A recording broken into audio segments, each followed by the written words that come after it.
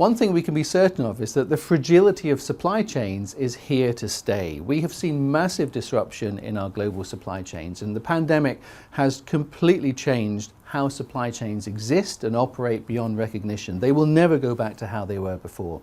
We have lost entire swathes of the supply base, but also suppliers have had to restructure their businesses and perhaps have moved to a more networked system with more people working from anywhere rather than necessarily in one location. Add to that things like raw material shortages, and this adds up to a picture where we're going to see all sorts of ripples from COVID for many years affecting the supply chain. If we then add things like the geopolitical challenges, such as we've seen recently in the UK with gas prices rises as a result of the Russian pipeline issues, and then some new challenges that are emerging in terms of what we need to do around sustainability and driving climate change within our supply base.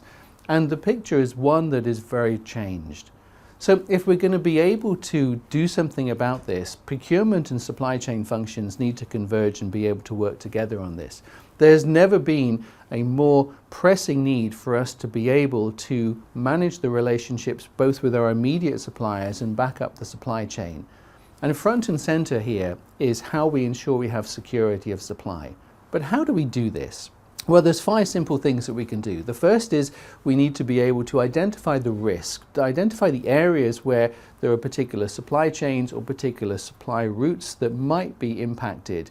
And we can begin to do this by understanding the macro environment. So to understand risk, we need to be able to think about the sorts of things that could be driving change.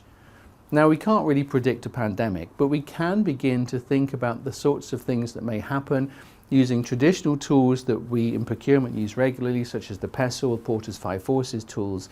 Those sorts of things can begin to give us insights into what's happening in marketplaces and the environment and the world at large.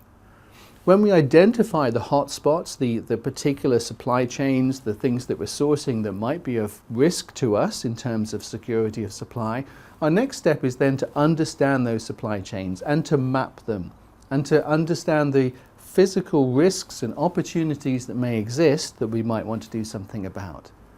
With that information, we can get close to our immediate suppliers and figure out what we may need to do back up the supply chain.